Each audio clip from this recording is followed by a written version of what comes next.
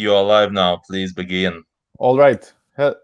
Well, hello everyone. Hello. Welcome to Hyper Game Conference Turkish success case, success stories panel. I'm Batuhan from Mobidictum mobile games platform. Today we have Umut, co-founder and CEO of the Tiplay studio, Hello, Gökhan guys. Kalkan, head of marketing of Ace Games. Hello, Gökhan. And Hazel from MagicLab as a group growth manager. Hi. Hello. Thanks for Hyper Game Conference for organizing this event. Today we are going to discuss about the success cases from the Turkish game industry. We've been doing really great for the last 2 years, as you know, and we are going to discuss about how we became successful. If there's something that we are doing different than other countries as a nation, and let's see if the attendees will get some insightful tips. I will start with my first question. How did we become so successful on hyper casual as a nation? I will start this question with Umut, because I know, Umut, you have Ofon as an accelerator. You're talking with a lot of studios in Turkey. Let's start with you. Of course, thank you very much for your time, by the way, but thank you for the question. Great question. So there are multiple reasons for this. This is a hard question and a very simple question at the same time. Let me start with the basics, start with the reasons everybody kind of know. And these are the low operational expenses and low capex expenses for growth for Turkish mobile game studio. That's the very first thing we have as a competitive advantage. In other words, if we release a game and if it's successful, we can hire 100 people, whereas a competitor from New York City would hire 3, because we are earning dollars and spending Turkish liras. So the state of Turkish economy becomes a competitive advantage for us. That's for sure. But that doesn't explain. There is correlation, but that is not causation. So that helps. I think the main unique value we have is the rate of technicians and engineers, especially who can code.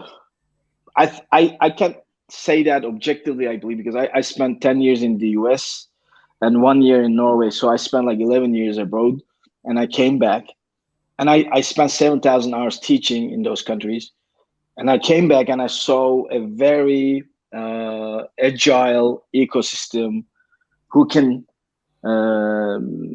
do great things in a very short amount of time with limited resources. So in a way, I believe, I don't know why this is like that, by the way. Like, this is not, I'm not a sociologist or anything like that. So I don't know why it is like that, but I know it is like that. So the rate of great game developers, technicians, artists, etc., is slightly higher, in my opinion, in my humble opinion at least, than other countries. So that's another reason.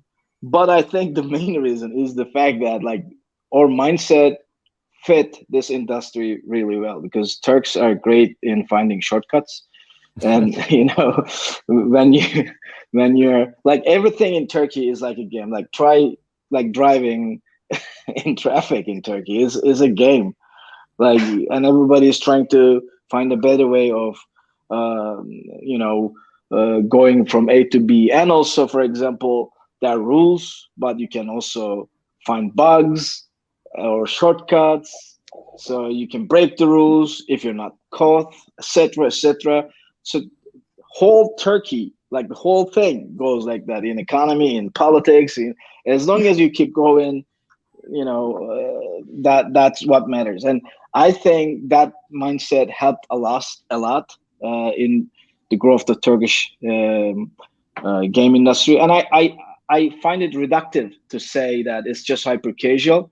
We have to focus on the bigger picture, which includes casual games, which includes bigger companies that have been operating for more than a decade in other genres. So let me give you the first few insights, and I want Gökhan And Hazel, is that how you pronounce it, or Hazal? Yeah, it's okay. Okay. Yeah, Okay, originally so, Hazard, but it's okay to okay, pronounce it as Hazel. So. okay. So I want to give them an opportunity to answer that as well. Well, since Umut gave the speech to Gökhan, what do you think, Gökhan? Why we're so successful on mobile games?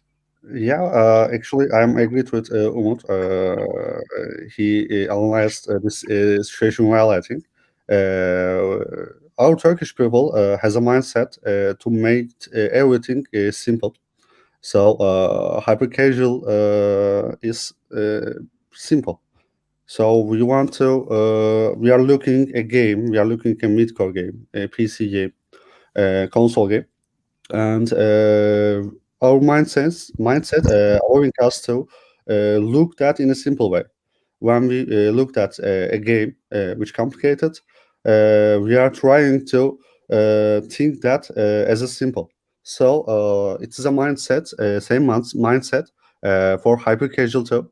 And I think that is the reason why we are succeeding in hyper casual. Great. Hazel, any comments on that? Yeah, well, I actually agree to both Umut and Gökhan, but I think there is one more point that maybe we should mention. The Turkish population is really young at the moment. So most of our ages has been come to this point by playing games every single day when we are in the primary school or the high school. So I think this is a huge impact. And also, on the other hand, I must tell you that our government and the universities has a really big support on the young people for the develop their games and open their studios in a way. So yeah, I think these two is also important. I would love to know more about the support because I've never seen it. That would be very interesting for me. That's for another panel. Yeah, that's for another panel. I agree with Hazal about the population because there are 8 million students in Turkey. That's crazy. Like there is a Greece in Turkey, a size of country like Greece. Think about it for a minute. They're all students, and also 1 million graduates, like university grads, who has no job, unemployed college grads. 1 million people right now looking for opportunities, and I think now game industry offers those opportunities. So I just wanted to add plus one to that. Then if we summarize, as you all said, the mindset of Turkish people, how we think stuff in a really simple way, trying to find shortcuts, which is the nature of hyper casual, right? Don't make it complicated. It's simple. It's easy. It's a unique on its way. Second, the population, right? We have a lot of students, undergrad students. The entry barrier to learning Unity, publishing your game, or developing a game is pretty easy. And this is, of course, a really big opportunity for a lot of students. And the third, the Turkish economy, of course. Even though, yes, as our studios making so much money, and there's a competitive advantage over expensive cities like, I don't know, New York City, as Umut said, or Sweden, Norway, Finland. We have the salary competitive advantage when it comes to hyper casual. All right, then I'll start with my second question. What is the main competitive advantage we have on hyper casual? We said the mindset. This is critical. The population, but when we develop things, what do you see that we do things different than other nations? Gökhan, since you have a casual game studio as well, we can start with you because you see the both sides of the story. Yeah. Actually, I can say we are not looking for an expertise on one thing. We want to expertise on all of the things. So we have a hybrid casual studio, but that people can we work on a casual side too, and they don't don't care. They're really trying to use that for an advantage. So I think we want to expertise for on the different things, and I think we are using for an advantage to us on ACE. I can say that. Right. I'm not sure if your voice was a little bit disconnected, but I think I got the point. Hazel, Yeah. your studio is one of the, as I know, all the studios in hyper casual.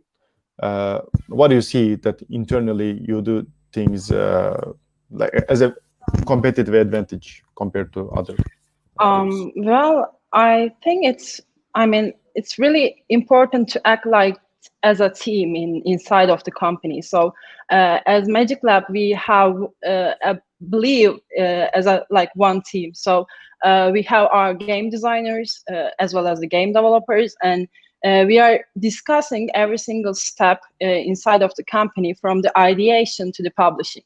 So I think this is one important point that we have a really advantage on the competitor as a like competitor. So it is really important to like discuss the ideas and gain different perspectives as a like person also. So I would like remark that one. Okay, great. Umut, you can also actually tell a little bit more about the studios that you work, because you see some advantages on their side as well. Of course. So as you mentioned, we have an accelerator that we run with Rolex Zynga Ofon.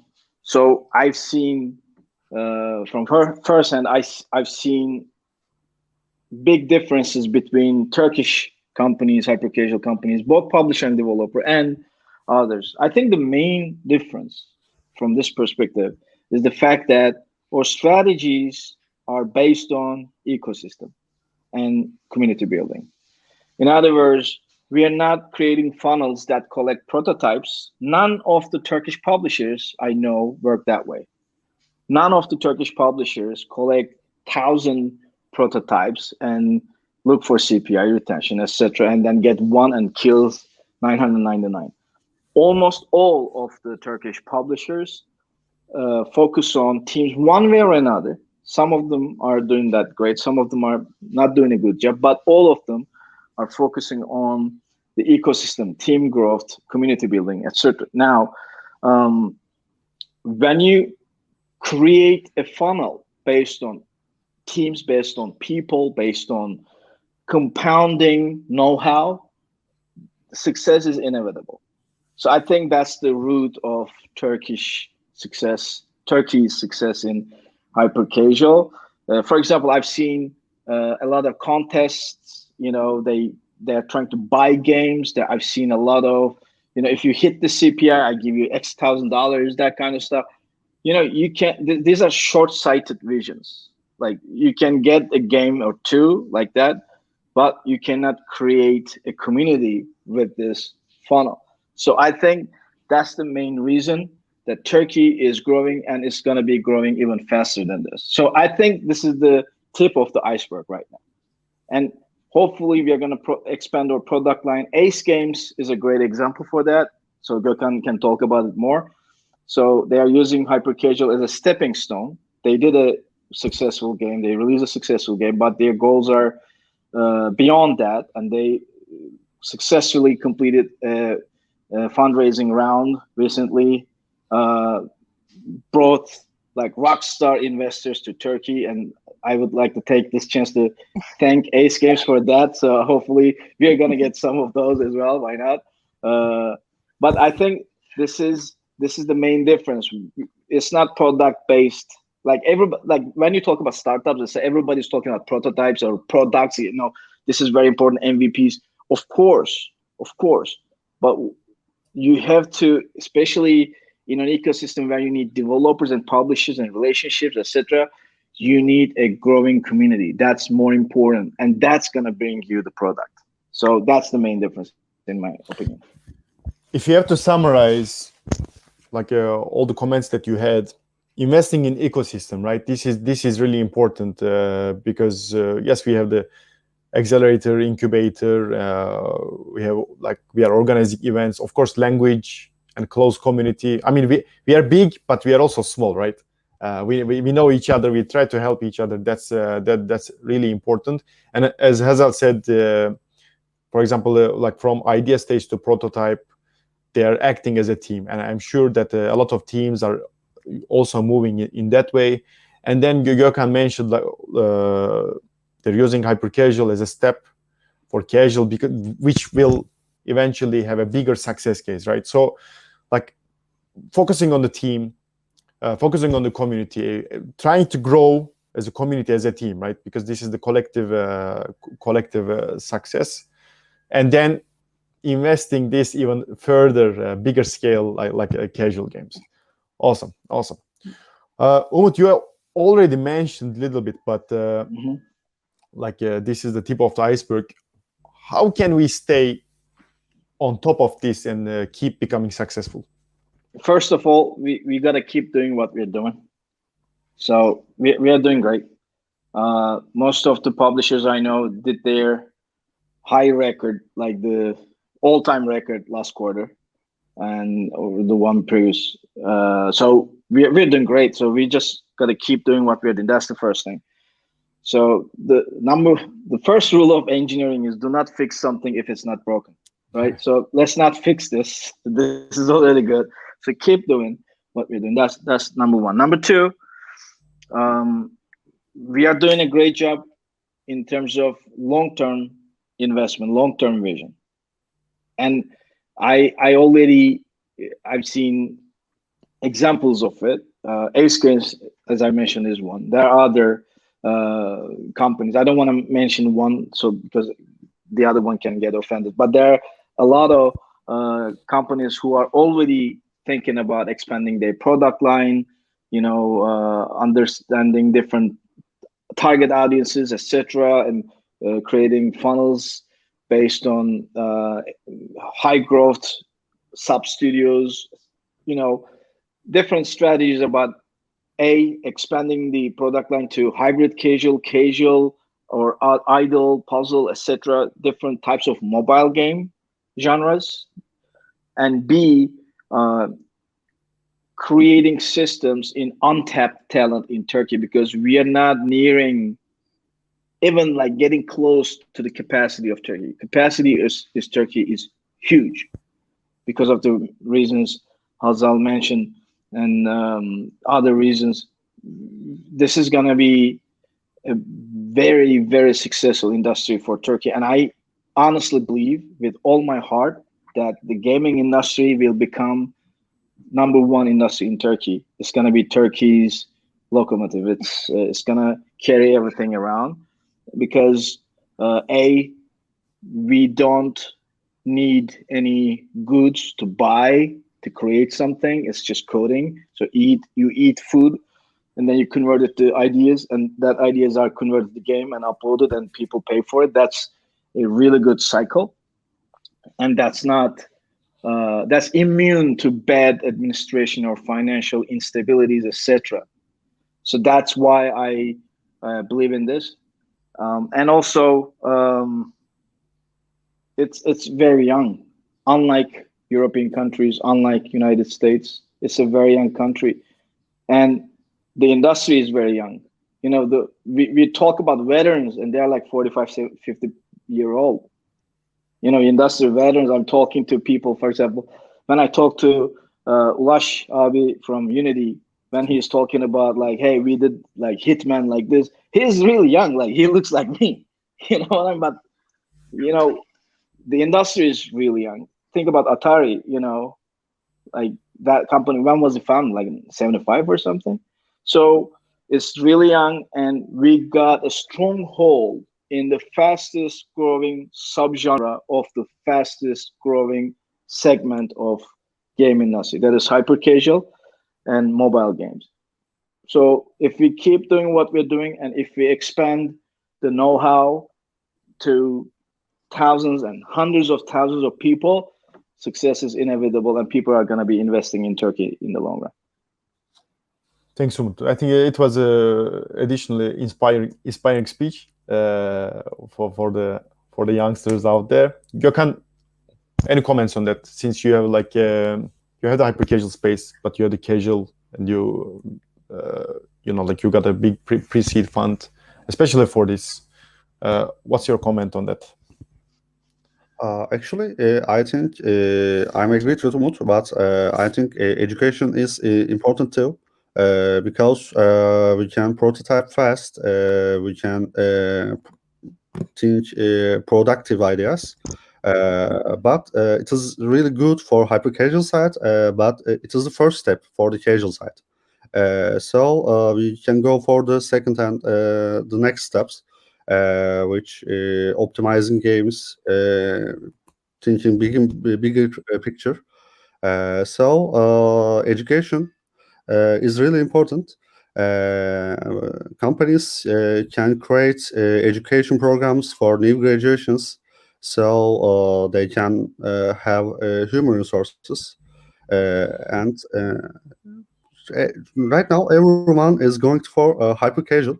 We are really doing great for that. But our next step will be casual, midcore, or something like that.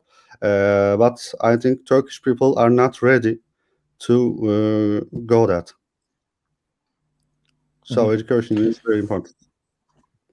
Definitely. I mean, after all, we have so many success cases, right?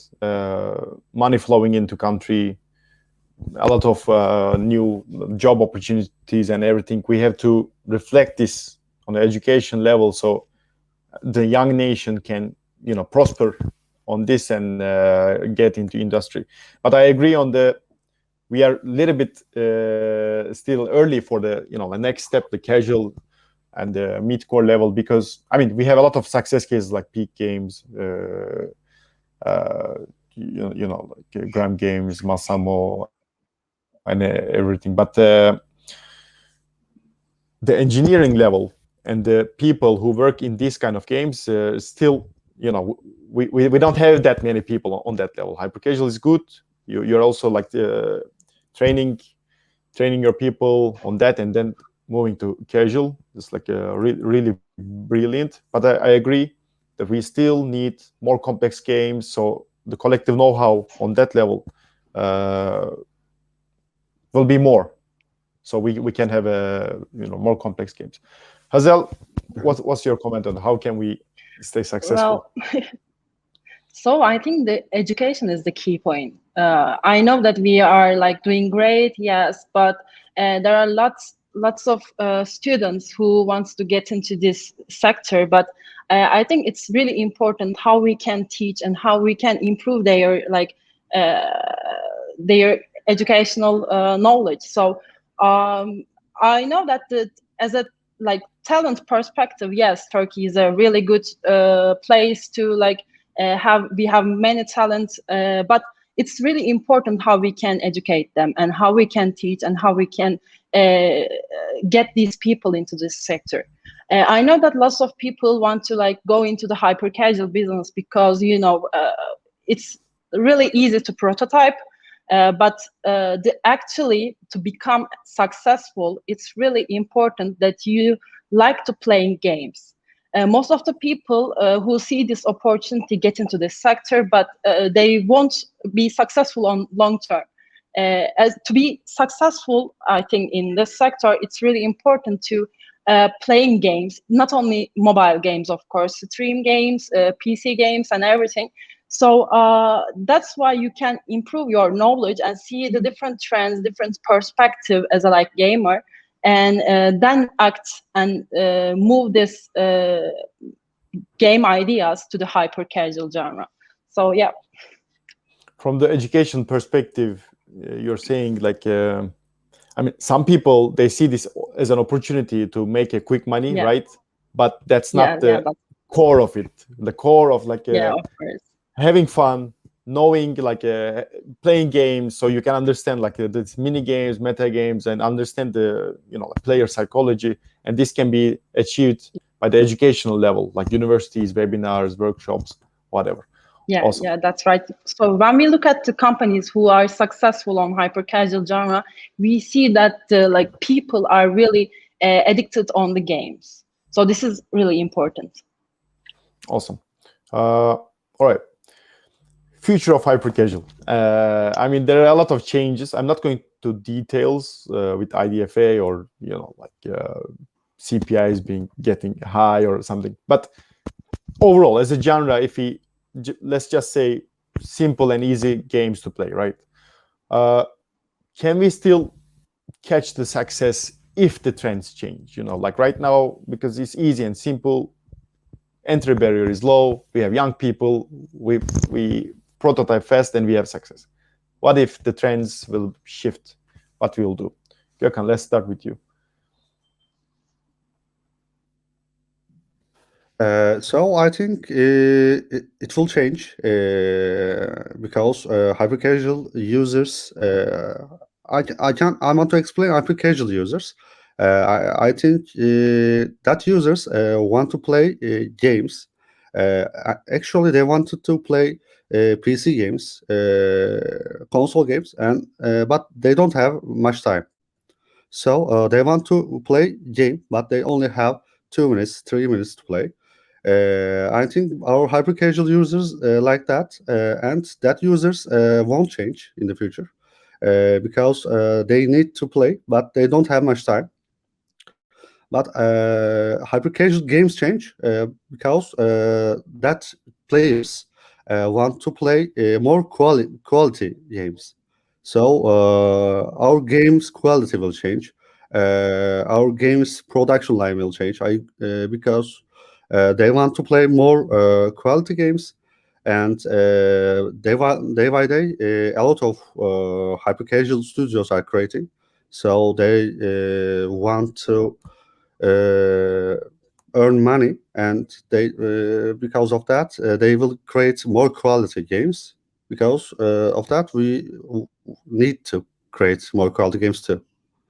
But we have a players which have only 2 minutes, 3 minutes to play game, and I think our user base is that. Well, player base will stay, but they will ask for more quality games, which will probably increase the entry barrier. Umut. Yeah, their needs will change. Yeah, Umut, what's your comment on that? I think Gökhan brilliantly summarized it. I just completely agree with him. The people who want to play games for 2 minutes and 20 minutes are going to stay. They're not going anywhere. But the games are changing. It already changed. Yeah, Gökhan knows that. Hazal knows that. We all know it's constantly changing as we speak. For example, first it was water shooting.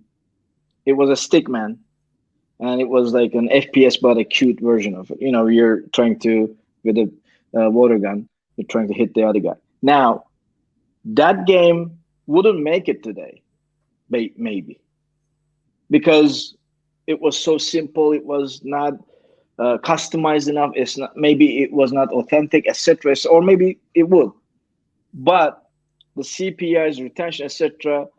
Everything we judge a prototype with are changing constantly, and this is why we only need to find ways to adapt, and that's only possible if you invest in the community, because know-how stays in the community even though prototypes change. So that's it. We have to be adaptive, and I think we're doing a good job so far, and I want to keep it that way in the future, and work on new genres as well. Awesome. Hazal? Yeah, so I also agree with Gökhan and Umut, but I may summarize what they say in another words. The hyper-casual genre is the consequences of the consumer behaviors in the world. So, but what does it mean? It means that the people are getting used to consume every single things in a short term. So we play hyper-casual games while we are watching a TV, or maybe waiting for a bus, waiting for a metro, etc. So this won't change because of the consumer behaviors at this stage. But of course, when we look at the trends in casual genre, it doesn't like the same when it started. So I give an example of the first hyper casual game as a Flappy Bird always. So think about Flappy Bird. You cannot play Flappy Bird today's world because of the graphics, because of the user experiences, because of the what user expect from the game today. So this trend will change. Will continue.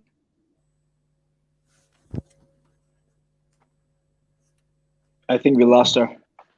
I thought No. I thought my Hello? internet is broken. You're back. Now we can You're hear back. you. Okay.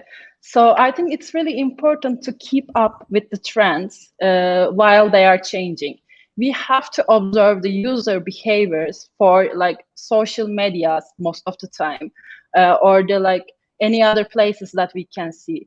If we continue to observe the trends and make our games while we consider the trends, then we will of course stay to be successful. Okay, awesome. Well, my final question is coming. I think that will be the favorite part of the panel. Tips for the studios. Azel, you already summarized a great part. Let's start with you. Tips for the new ones, current ones, like expert ones. Any tips?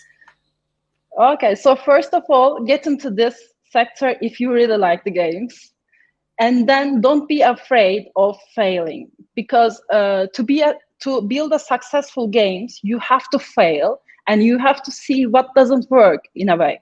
I think it's really important because as a person, of course, we get upset when we try something and we couldn't get any success. But in most of the case, it is really important to see what doesn't work for your game or for your like any other work that you are doing. That will help you to like move forward and get more successful. So try hard. Try as many games as possible. Don't get emotional for your games. That's what I've seen a lot, because people often come to like really emotional for their games, because that was their ideas. Of course, I get emotional too sometimes, but it's really important to like get a make the like elimination between the ideas and the like the results, of course. So yeah, I will summarize the bullet points for the attendees. Yeah. Don't afraid to fail. Yeah. Love the games. Don't Yeah. get emotional. All right. Yes, Gökhan? that's all. Thank you, Gökhan. Yeah. I think automation is very important because we have an exceptional mind. We can create innovative ideas fastly. So don't use your people in the routine works. Automate that, and your people will create more innovative ideas, and you will be more successful. Okay, thank you. Well, let your people innovate. Yeah. Automate so you can your people can innovate. Awesome. Yeah. Umut? Awesome. So I agree with everything they said. And on top of that, I want to give something tangible as well. So number one, find the right partner. That's very important. Let that be your publisher. Let that be your investor. Let that be your co-founder or someone strategic. But that is very important. And you cannot make money with prototype compensation. That's not how you make money in quote. You make money with tens of millions of downloads, right? Or hundreds of millions of downloads. So that's the first thing. And number two, for any gaming entrepreneur out there, invest in juniors. Like most people have this wrong idea of getting some funding and hiring someone senior, and then bam, it works like rose petals, like fall, etc. No, you have to build your own culture. You have to train your own juniors. We have an apprenticeship program, for example, in Tiplay, and that's the most effective way of fast growth. So these are two of my insights. Awesome. Well, thank you for everyone's comment, tips. It was really insightful. I hope the people who are watching got some insightful information from Turkish success cases and what we do differently and how we became successful in this industry. I think we have a Q&A session. So I guess I can go to Q&A and read some questions. Yeah, I've been reading some of the comments. Thank you guys for the nice words. A lot of people said nice things about our conversation. So I just wanted to give a shout Yes, out. I'll pick up some questions. Umut, one question is to you. Turkey has received a large investment in a short time. When will it reach investments such as $10 billion? $10 billion is a good number. 10 billion, but if like compounding interest, if we keep increasing it like 20-30% a year, it's going to be happening in 2023 because we already got more than $5 billion, 5.4 in the last 4 years or so, if my memory serves me right. So if it keeps that way, 23, we're going to get $10 billion. And the best part of this is those billions of dollars are not converted to value yet. So they are going to create billions of other dollars, and that's going to go as investment. And this is a good positive feedback loop. So I would say 2023 for that specific question. Great question, by the way. Thank you for that. Right. What is it? Have you seen decreased time to market, crashing project timelines for hyper-casual titles and focus on improving, optimizing the games post-launch? And what are your thoughts on importance of live ops, new content features, etc. on hyper-casual titles currently? So basically, live ops and decreasing like attention span is decreasing session times. How can we increase it with live ops? That's the question, as I understand. Anyone wants to pick up? Gökhan, maybe you have some experience on live ops with the casual title. I don't have it, but I can say something. We can do some contest with time. It's something like our contest will start in 3 p.m. or daily contest or weekly contest. So we can have a leaderboard, and I think it can increase our session time. Okay. Hazel, any comment on that? Well, I agree on Gökhan actually. So I've seen some examples during the time. So the live ops is really important, and it has a really effect on the increasing the session times. Mm-hmm. Okay. Awesome. There's one question. Any advice for solo developers? I think Umut answered this question already. But let me answer the first question as well, real quick. I want to add a few things. Live ops? Okay, sorry. Yeah, live ops and how to, increase session time, etc. You're supposed to do constant A/B test, improvement, etc. on anything that has to do with the game, like meta game. You have to try daily quest, daily challenge, daily rewards, and stuff like that. Change game economy, try different things, different level progress, level design, new environment. All that thing starts after you launch. Like if you think launching a game is hard, try balancing a game.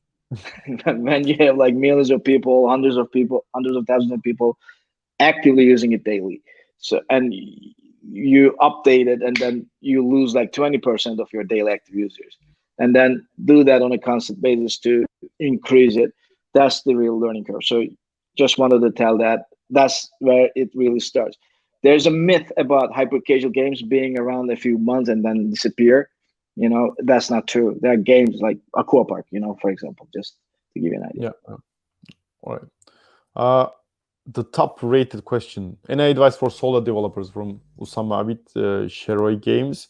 Well, I think Umut answered that question a little bit, but if anyone wants to add a comment, so basically find find the right partner, right? Investor, publisher, co-founder, exactly. team member.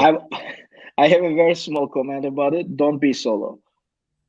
Like that's it. Like you cannot do solo. Literally, question, because prototyping is one thing, launching is another. Like I've been receiving a lot of prototypes from solo developers for long years, and even though the prototype is amazing, I cannot like accept that guy to off-on because he cannot or she cannot launch it. Mm-hmm. I may be interested in buying the prototype or something like that, but I don't do that. So you have to team up. That's out of question. If you think that, oh, I can do it, you're gonna be the first guy in the world. Like, think about it for a minute. So don't be solo. That's a great answer. Tips for solo developers: don't be solo. I think that explains the whole process of launching the game, right?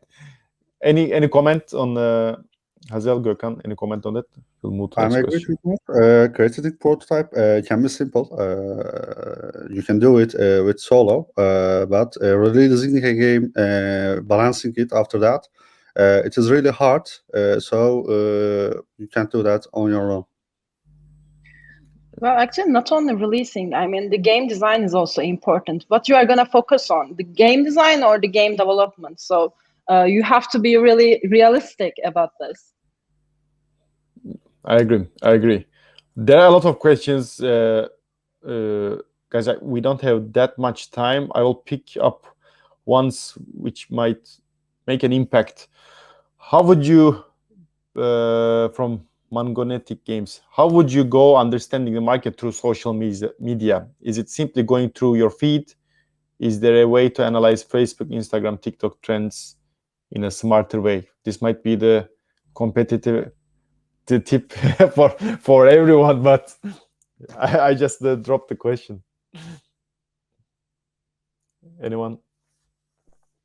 I can go first, and I use this chance to expand the know-how. That's how you build a community. You know, like not for keeping everything secret. Of course, there are some things to keep secret, but for example, this one, I think everyone should know. You should use everything to understand social media. TikTok is very important. Facebook is very important. Snap is very important. But some stuff are more important than others. And if you just rely on your own feed, you're limited with your own bubble because that's with AI that's customized for you, that's personalized. So don't do that. For example, let me give you a tactic. I installed TikTok like while back, and then I didn't like do anything to it. I didn't add any. I didn't filter anything. I didn't unlike anything. I didn't like anything. So I'm like the random guy seeing a lot of things, and I just keep it that way. Just a small tactic, but everything. Just to keep the feed flowing, right? Like getting new information, see sometimes your brain is gonna be fried by the things you see, especially on TikTok. But that's the consequence, and you gotta see everything because the future is on social media and Snapchat. By the way, most people underestimate the importance of Snapchat. I mean, Instagram is important, but Snapchat is still around. Yeah, I agree.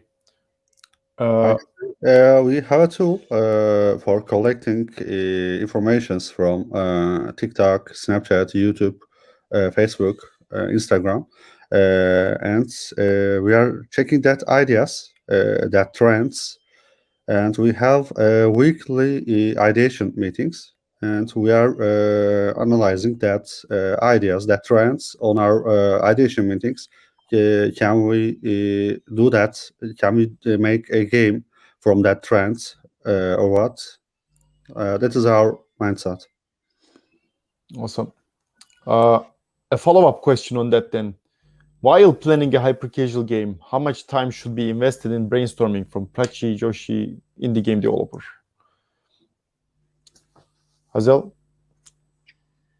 Well, I think it changed. I mean, how often can you build up an idea? So, and today's world, I must say that it's not easy because we've seen lots of new games every single day, and the concept is changing a lot. So, I think that you have to like really follow up the trends every single day. It may not have to be an ideation meeting. But you have to be looking up to trends and observing them. And other than that, maybe once in a week or twice in a week to get together with the rest of the team and discuss the ideas will be enough. So. All right. Well, depends how much time you can spend on, or like how many ideas you can create, right? Awesome, guys. Some of the questions here are really technical, and it might, related with the company strategy. So I will skip those. If you can send a meeting request to the speakers and get to know these answers. But tall guy from Kodeo asked, when are we expecting AAA games from you guys? I mean, Gökhan actually mentioned a little bit about this. Let's say AAA on the mobile titles, right? It's a little bit early for the country to develop such games, but let's try to put a time if you have a AAA mobile game company or a game. When we said AAA game, I am understanding it a successful AAA game. It needs a lot of works. So I am saying again, we are not ready for it. Anyone wants to put the time? Umut said 2023. Yeah. Exactly, 2023. Because, for example, from day one, Tiplay Studio has been working on other ideas.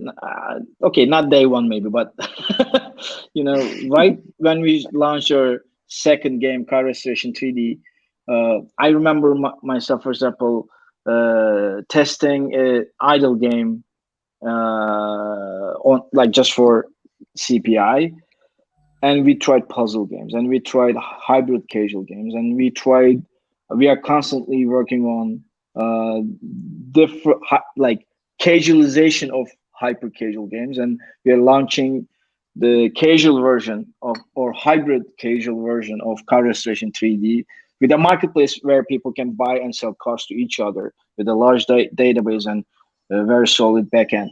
So we have been working on that. It's not easy. It requires a lot of know-how and resources and time and energy and all that. But at some point, one of these bullets we are firing is going to hit something. And that something is going to lead to other bullets. And, I know AAA is very ambitious, but I like John Kennedy's words when he said, "We went to the moon not because it's easy. We went to the moon because it was hard." So I think that's the right mindset. And we're going to release AAA games, but not with emotional actions. This is what I see in amongst most Turkish indie developers. So why aren't we, releasing AAA games? Or why are we just focused on hyper casual? That's not how it's gonna happen. It's gonna happen with a lot of hard work, with a lot of tears, with a lot of long days, and with a lot of failure. So we just keep failing until we don't. So we have to work hard, use hyper casual as a stepping stone. I'm not saying that this is just the racket we use hyper casual to launch to other things. No, we are going to keep doing this. We are already #1 Turkey, and Turkey is going to be #1. You'll see for long years in this subgenre. But we are going to copy the business models, the relationships, the vision to other genres, and we are going to make an impact Like, think about 100 people working on a game from day one with the right funding, with the right strategy, with the right administration. You don't think we can release a AAA game? If we start with 100 people, that can, after the demo, that can become 500 easily. Of course, I agree with Gökhan. We don't have it yet. Don't get me wrong. I'm not saying like we are ready already. No, we are working on it. Like, for example, we have a lot of, we need a lot of people to start with. Like, where are the technical artists? How many technical artists we have in Turkey? For example, game designers. You know, how many senior coders we have who can take care of a AAA game, etc., etc., etc. But at the same time, I believe in it. Belief is the first part. With the True. right motivation, with the right direction, we can achieve anything. And I really believe in Turkey. True. Again, thanks for the inspiring talk. The last question is a little bit technical, but I like the question. Ertürk Erdemli. In hyper-casual games, do you think that these games will be evolved from team to the mechanic in terms of catchy point? Currently, players get satisfying thanks to the theme of the game instead of mechanics. Lots of mechanics get utilized, but in order to attract and catch the players, studios use different themes more than unique mechanics. So basically, team over mechanics. Any comment on that? My last question. I have Hazel, something to say, but I want, because I start every question. I don't want to like Hazel, any comment? override it. So, yeah, well, I can comment on this. Yeah, the mechanics is really important, yes, but it is more important to add something on it. So nowadays we've seen that the one mechanic by itself isn't enough for like to become successful. So for this reason, we add teams, we add satisfying items, we add some other stuff. To combining both is really helping us to like improve our performance in these days, because the users has been seeing lots of stuff for since the beginning of hyper casual and until now. So it's only one mechanic isn't enough for them nowadays. So I think it's really important to keep in mind that one. Awesome. Any comment? Umut, you want to add something? Or Gökhan, any last word on that? Yeah, I can say we are trying to create a story for our every game.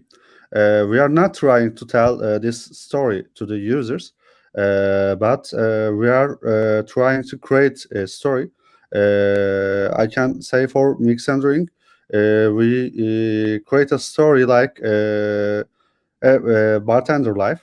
So you when you are playing it, you are not aware of that, but our mini games is aligned with our other mini games too. So we can create a concept with that. I think this is a really great tip. Umut? I think Gökhan's direction is right. You know, I think the main differentiating factor is not the mechanics.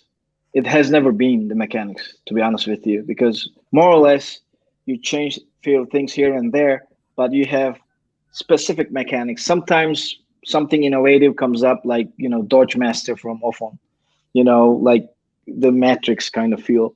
But even so, you cannot rely on that for future growth. And as Gökhan explained, I think creating a metaverse in the long run is gonna what makes a difference, a real difference. And Fall Guys is a great example. Among Us is a great example. So in the long run, it's the story what matters. It's the characters. It's the universe of the game that what matters. And we are also positioning ourselves to create a great universe. We are already working on it, and in the near future, hopefully you'll see some of the results. But I strongly suggest people to start thinking about stories, characters, environments, the universe, everything that has to do with the meta game of the metaverse. All right, great. Guys, thank you so much. Thank you for your time and tips, insightful data. Like I think it was really, really great. Thank you for Hyper Game Conference for organizing this event and giving us a chance to explain how Turkish industry became so successful. Thank you for anyone who is watching us right now. I hope we managed to clear most of the answers. And if you are interested to find out more about Turkish game industry, follow Mobidictum. Thank you, everyone. Enjoy the rest of the event. Thank you for Thank you, watching us, guys. guys. Thank you. Hazal, Gökhan, it was Bye. great to speak with you guys. Talk soon. Yeah, Cheers. likewise. Bye bye.